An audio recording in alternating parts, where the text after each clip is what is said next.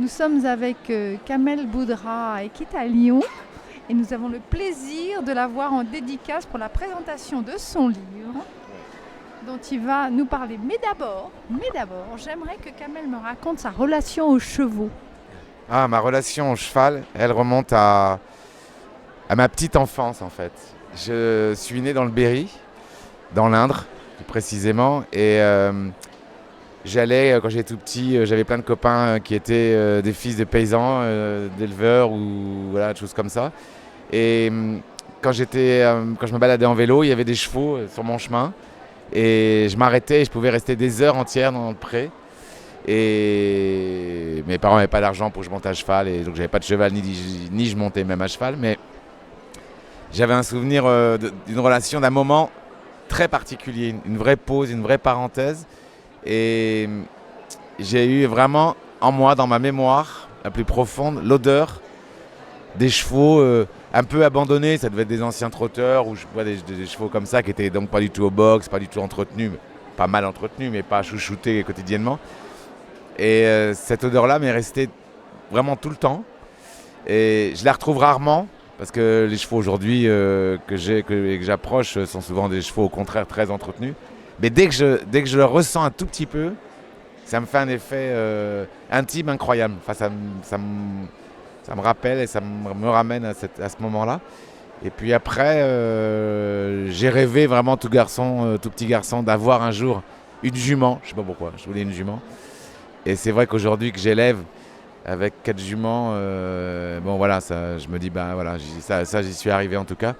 Avoir ces chevaux, moi le cheval a changé ma vie, donc oui, ça a changé ma vie parce que c'est un vrai trait d'union le cheval, donc ça m'a fait rencontrer des gens qu'a priori je n'aurais pas rencontrés, que peut-être même j'aurais un peu fui parce que pas du tout le même milieu socio-culturel ou politique ou géographique, enfin bref.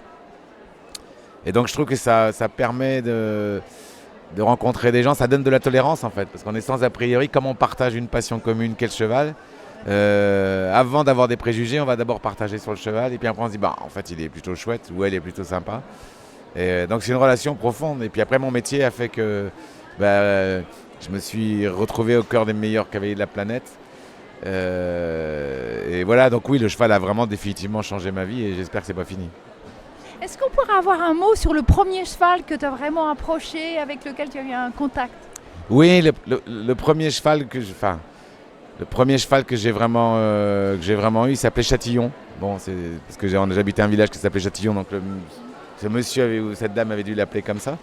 Et c'est le premier cheval que j'ai vraiment pu promener. Mais mon vrai souvenir où j'ai été propriétaire de mon premier cheval, c'est un cheval qui était un réformé des courses, un trotteur, et qui s'appelait Soulier de satin. Ça s'invente pas quand même. C'est un opéra, Soulier de satin. C'était aussi un livre, mais donc ça a été il était sauvage un peu. Il pensait qu'à fuir. Enfin bon, c'était drôle parce que ce nom, ça me semblait complètement idiot. Puis après, j'ai vu ce que c'était, enfin le roman et tout ça. Mais donc ça a été mon premier cheval. Et oui, je l'ai terriblement aimé. Il a fini sa vie en prairie, mais bon, c'était un cheval de balade. Oui, tu le montais. Ouais, c'est le premier cheval. Donc j'étais déjà jeune adulte que j'ai acheté. Et surtout, je pense qu'à l'époque, je lui ai sauvé sa vie. Et il me l'a bien rendu, quoi. Voilà. C'est drôle de nom quand même, celui de satin. Voilà. C'est joli. Ouais. Très bien. Et maintenant, j'aimerais qu'on parle de ce livre. Oui. Pourquoi, comment? Bah, c'est un livre, c'est avant tout c'est une enquête, c'est une aventure. Eric Lama, je l'ai rencontré quand j'ai couvert mes premiers Jeux Olympiques, c'était à Hong Kong en 2008, là où il a été sacré champion olympique individuel. C'était la première fois pour le Canada. Et puis on a lié comme ça parce qu'en fait, on n'était pas à Pékin avec les autres sports pour des raisons sanitaires. Les chevaux n'avaient pas le droit d'aller à Pékin, on était donc à Hong Kong.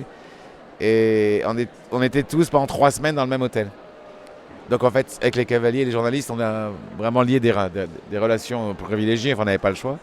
Et on s'est beaucoup suivis. Et puis, comme il avait été très jeune dans sa carrière, pas mal pourchassé par les paparazzis, et voilà, il est tombé en confiance avec moi, comme ça que disent les cavaliers, les Québécois, on tombe, hein, ou en amitié ou en amour. Là, on est tombé en amitié, en respect. Donc on s'est suivis. Je suis allé chez lui aux États-Unis, passé un peu plus d'une semaine. Enfin bref, tout ça s'est fait. Et puis l'histoire est dingue. C'est-à-dire qu'en fait, j'ai voulu écrire sa bio, pas parce que c'était un cavalier, mais parce que sa vie est dingue et que ça a été compliqué, mais que je suis quand même allé au Canada faire cette enquête et ça m'a beaucoup plu.